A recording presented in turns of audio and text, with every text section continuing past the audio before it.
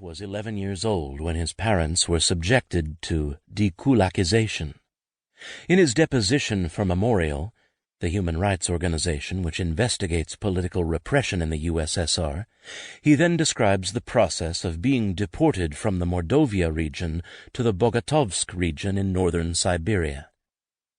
My father, Pyotr Averianov, was arrested at night in April 1932 and taken to who knows where.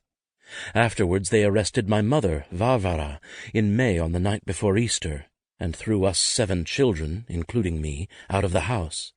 They sat us 4 older children on 2 horses, tied us up with reins so we wouldn't run away, and put the 3 smaller ones to bed with no clothing. Along with several other families, he was locked in a railroad car, in which, after several days' traveling, people lost their minds and starved to death. After stopping in Tomsk to pull out a few corpses, the train carried on until it reached its final destination, where the kulaks were introduced to their special settlement. From Tomsk they took us to a pier, loaded us onto a barge, and we sailed up the Chulim River. I don't remember how long we traveled. They unloaded us onto a pier, and we walked about 3 kilometers to the village of Pesochnaya in Bogotovsk region. 2 of the children in our family, Nastya and Vanya, died on the way there. They abandoned us there. Live as you like. By contrast with the Nazi camps, which are imprinted on the world's consciousness through images, films, testimonies, and trial records, the Gulag remains, even today, hard to imagine.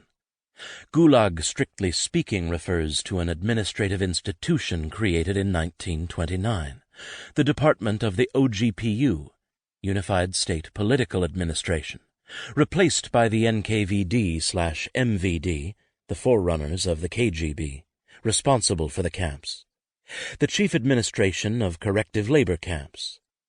For contemporaries, Gulag referred solely to this authority, not to the camp system. The sites of incarceration that later came to be denominated by the name Gulag, thanks to Solzhenitsyn's coining of the term Gulag Archipelago, encompassed prisons, punishment colonies, corrective labor camps, agricultural colonies, and special settlements. The NKVD tended to use the terms interchangeably. As historian Felix Schnell says, these multiple forms are probably responsible for the fact that the Gulag has no ideal, typical site, and to a large extent has no face in the way that the Holocaust does. There was no Auschwitz in the Gulag. There are no iconic images like the Arbeit macht frei entrance gate.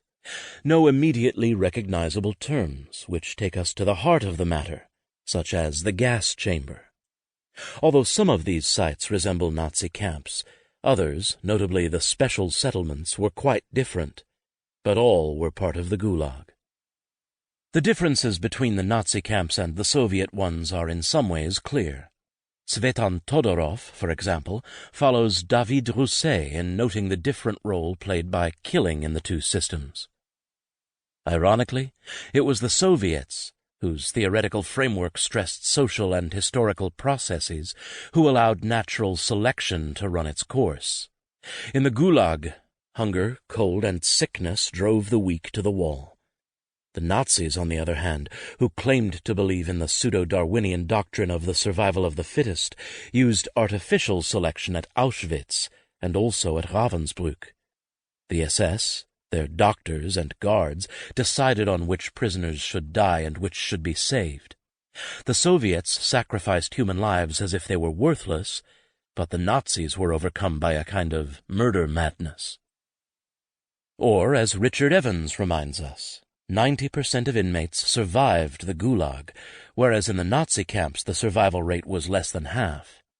The fact that in the Stalinist period between 20% and 40% of inmates were released every year has led historian Golfo Alexopoulos to talk of a revolving door of arrest and release in the Gulag.